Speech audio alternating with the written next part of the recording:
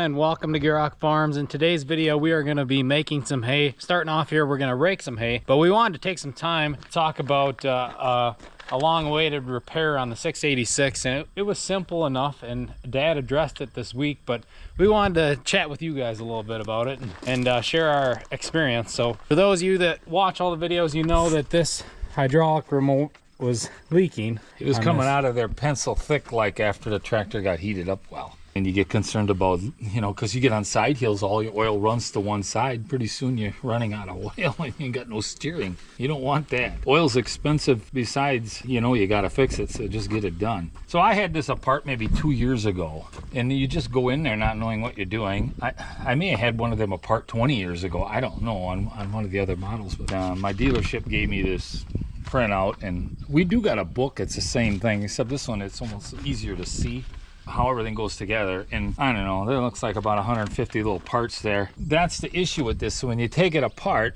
everything just kind of starts falling out, and you try to be as careful as you can so you know how to put it back together the same. We were just talking this morning, it seems like things like this, you got to put them together at least twice before you get it right. You know, you try it and you realize it's leaking, something must be in backwards. And then once you got it all figured out, it'll happen a decade from now, and we'll do it all over again. We'll yeah. And you'll have to remember, because maybe I won't care by then. Yeah. Well, I don't know, but it's bound to leak again. I mean, this tractor's my age. What do we expect? You know, it's going to happen. But anyway, I was just telling Aaron here, this little pin, this was the culprit, and I did replace this a few years ago. Same side, because I think I used this side for the corn picker. I think it's because of the hose or something reaches here better than here or something, but that probably gets used more. But there's like a little bit more to this pin, and there's a tiny little O-ring right in there. I mean, real tiny. I mean, this thing is like almost $60. And I remember back when I bought it a few years back, it was kind of that similar price too. And then I kind of told the clerk, I says, I thought all the gold was at the Olympics. There must be some in this too. It's crazy. But it's the main component of that. And of course, all these stores that handle all this stuff are in cahoots. You know, they got 10 stores. It don't matter where you go, you're going to be paying this. Other than that, the rest of this stuff is, and there's maybe a few O-rings and they're only $1.50 or something. That's nothing. So then I put it all together. You pull the lever and oil's coming out okay. And then I had to go do chores, but I got the brainstorming. I thought, we're gonna have to pull the good side apart to make sure that we got everything in the right place with bad side. And all I did wrong was this pin was in the opposite way. You know, you're trying to look at the diagram here, but it sometimes the description doesn't show you real clear, you know, so you're fumbling it. But I was very happy to get it done, because then I went over to one of our tillage machines and raising it up and down, and so far so good. So it wouldn't surprise me if there's still going to be a tiny leak going. It's just because our parts are worn, the O-rings and things are. You can't have this thing just run pouring out. Yeah, you get a few drips and a little wet. Well, that's just you know, that's something you accept in an old machine. Yeah, talking about oil leaks, I heard a story about helicopter pilots in the Air Force, and they didn't start to worry until the leak stopped. Then they were worried they were out of fluid. You know, there's so many hydraulics on you know, aviation equipment like that, to where they weren't worried till it stopped leaking. Then they were like, oh that might be a problem. Then you just park it alongside the moon and fix it there, right? Yeah. That's always the thing when you're the guy that has to take the expense of it. Like when you see something like that, all you think of, if I don't stop or don't repair it now, it's going to end up being more expensive. It's like when that fan belt broke on our 7810. I mean, the first thought was, what's going on here? Air conditioning stopped. The alternator light is flashing at me. I was puzzled for almost a minute, thinking something's not right. And then all of a sudden there's a big stop sign on the dash flashing at you, thinking, oh, this thing is getting hot. And of course, yeah, shut it down. Takes you about 10 seconds to realize that the fan belt is off. And I didn't even take the time to check the pulleys and all that. But the key is to just unhook the baler right where you stopped it, pull the tractor aside, and go get a different one, let it cool off, and look at it later. And of course, it was an easy fix. It was just a belt. Yep.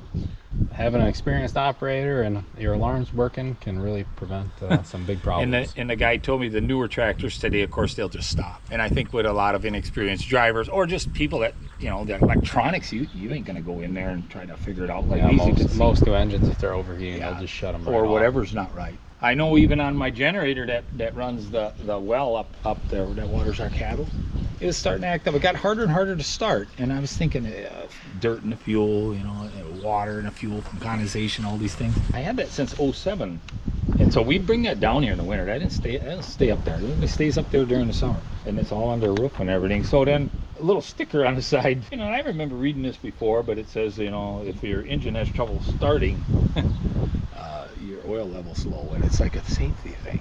Sensor. So I would like shake the whole thing, thinking I could stir up whatever might be plugging the fuel, and then it would start. But the same thing with the oil, and there was oil in it. It just, so you got maybe a quart and a half in there, and it was maybe a pint low. Yeah.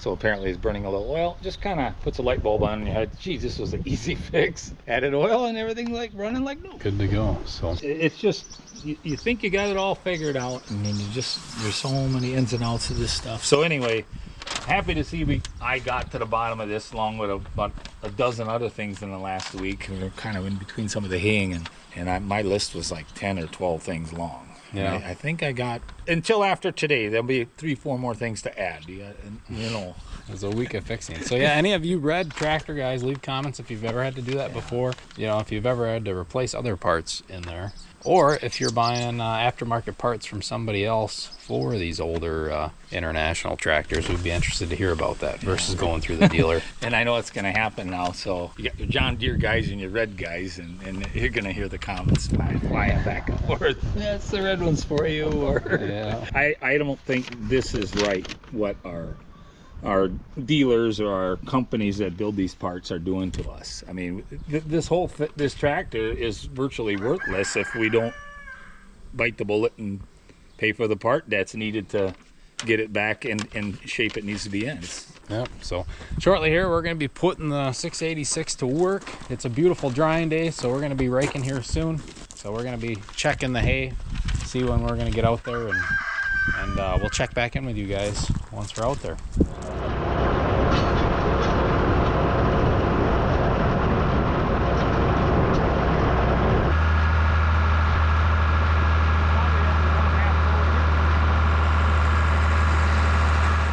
Down by our new shed, and Dad mowed off a little patch next to that. We have a bigger piece over on the front side of the farm. Looking at it though, it's a little damp and green underneath, but it's drying. It's a good drying day. And tomorrow's supposed to be good too, so we'll decide when we get to the other one. We're going to rake that one up, and then if that one don't look too bad, I think today, the one thing is the air's dry, but it's cool.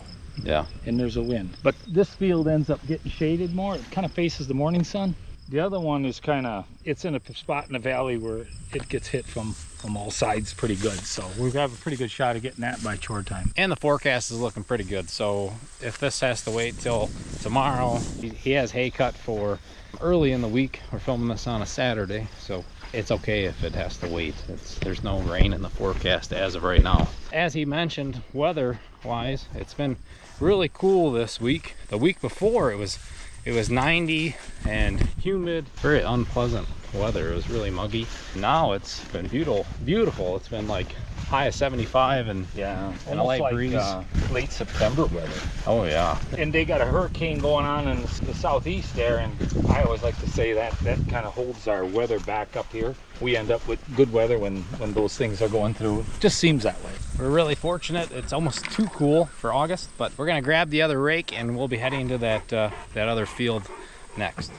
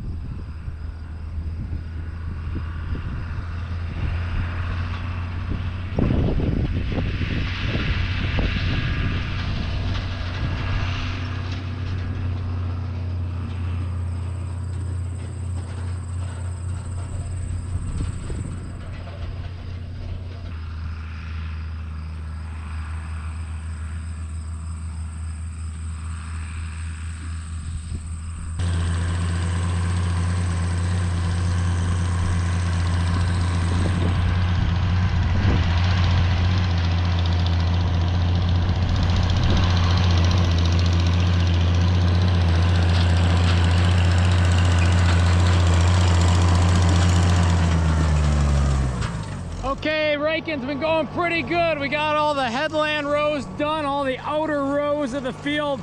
Daddy's cut through the middle, and it looks like he's gonna work on that bottom edge there. So we'll try to stay out of each other's way, but as of right now, both the tractors are running good. I think that 686 is holding oil just fine. We'll look at that later, but this field is drying good. There's already a really good crunch. We got a heck of a breeze coming through here, especially when you're on top of the hills. This is gonna make some really good dry hay today, especially the stuff that we tedded, but we'll compare that a little bit later once we get into her. But we're gonna start going long ways here now and really rake some hay fast. Before I hop back on the tractor, I wanted to mention, go check out GierokFarms.com and get yourself one of these hats, and stay tuned for t-shirts. Those will be coming out really soon here. They're in the works, so keep an eye out for those. Also, make sure to subscribe. There's a lot of you that watch that aren't subscribed. It helps us out a lot, and it lets you know when we post a video, and it's free. So make sure to subscribe and check us out at GierokFarms.com.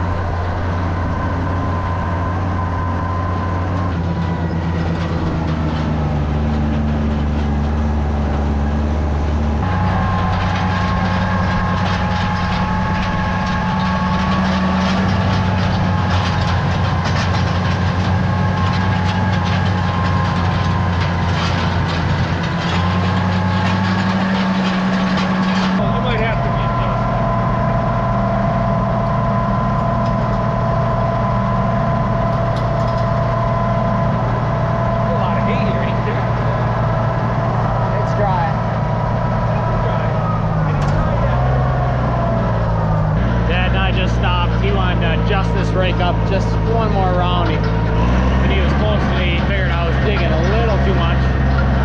But we were just talking, this is gonna dry really nice. This will be some really nice dry hay. The wind is blowing and the sun is shining. Gonna make some great hay.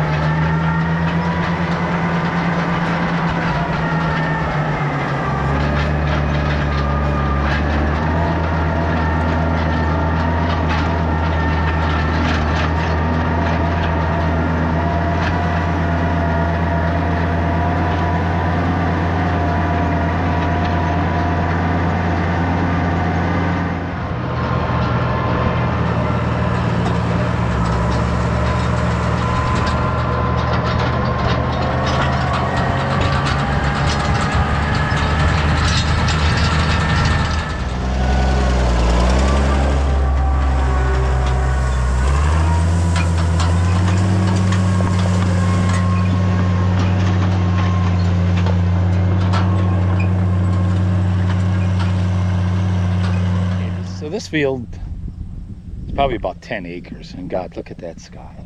The air out here just feels dry. I mean, this is gonna be some nice, this is gonna be fun baling. This is my favorite thing to do when it's a day like today, is get that hay in dry. It just feels very productive. So we're gonna have 2 balers going here. I'm sure he's been explaining all that, but what I wanted to talk to you guys about, a lot of questions about why we don't double our windrows up, which basically putting 2 swats into one. So we got a 10-foot cut, you know, there's 12-foot cuts, and this rake would take a 12-foot cut. As far as doubling a windrow, it's more about getting it to dry. So we're about 1 o'clock in the day right now. If we make this windrow too big and too thick, the wind, the air, and the sun can't really do anything to what's on the underside. So you want to rake your hay when it's somewhat damp yet. You know, like let's say a good time would be between 11 and noon, or you know, as soon as that dew starts to come off, because then the leaves all kind of stay with it and stuff. And then you go have dinner, you grease your baler, you maybe do some chores or whatever you got to do to try to you know, let that hay dry. 3-4 hours. So optimum time typically in our area is about between 3 and 4 o'clock. So then when we go with 2 balers, we can pretty much get it all off in maybe 2 to 3 hours tops, you know, something like that. So that's why we rake single. Today's kind of a better day. Today we could probably get away with maybe making them double, but there's a lot of green, especially on this half of the field. It's more alfalfa. And we've had times like last year when there was a drought, you could double some of it. But it's better for the balers, and especially on these bigger, longer rows, big square fields. But little crooked fields, or the center of the fields, where the windrows are very short and it's steep, we double them up, especially if we know we can get it to dry. And then at the end of the day, being it's all singled, if we're running out of time and we got help, we can always go ahead of the baler with another rake to throw that one windrow into the other, just to get it done before that dew starts coming on and the sun starts getting behind the hill, or all those type of things. That's why. Same with tedding. Every time you move that hay, the tedder will, you know, you'll lose some leaves. And especially where there's alfalfa. Now grasses like this is just a second crop orchard grass, perfect calf hay, perfect hay for stomachs on you know, for the cattle and stuff. But the alfalfas, they're very high in proteins, and you will lose your leaves. You can't really see a lot of it here, but there's some leaves I see, and you're gonna always lose some. You drive on it, you rake it every time you move it. But when you ted it, even though it's still a little green yet when you ted it, usually a day or 2 before, it's still, you're losing leaves. So if you know you got really good weather, the hay isn't too heavy, better off not to do too much tedding. So we ted around the edges. And the edges, you got your fences, you got your trees, and then we're forced to double that one, because you always push your second windrow out, and then when you get the whole field raked, you come back and make what we call the back cut. You go the opposite way and you bring that first windrow in. So that's the first windrow to get baled, which it's the heaviest windrow, which is the one that will dry the slowest. So that's why I ted maybe some of the edges of the fields more, or certain areas, sometimes just waterways. And this field pretty much is one of my better baling fields. It's very open to the valley, gets a lot of wind, gets all the sun. But I find that the best fields are the ones that face the southeast, get the morning sun. Those are usually your drying fields. So what do you think? Some real dry hay. Well, it'll get there. You can tell this half of the field is more alfalfa, that it's a little damper, but it'll get there with this wind. I mean, this is ideal. We're early enough in the day yet and stuff. Yeah, and then that grass knob over there, that's already ready. Well, yeah, in a few spots, and I'm excited about baling. This will be fun baling. Yeah, That's for sure. But that other piece, you think you're gonna wait? Yeah, I think so. Tomorrow's supposed to be good yet, and you know that one's gonna go in the shade earlier in the day. I guess why push it? So we're gonna go get both balers prepped to probably do some of our chore stuff, so there won't be so much later tonight. And I think we're gonna put 686 on the baler. I want to really test those hydraulics a little more. It's not leaking now, but of course we're not using them either. But even before, when we weren't using them, it was still dripping out of there. So all right, well, there you have it. It was a nice day of raking. The 686 is holding together. We're gonna head back to the yard, but we'll end off the video here. Make sure to stay tuned for the last half of the day. So thank you all for watching. Thanks for the support, and we will see you next time.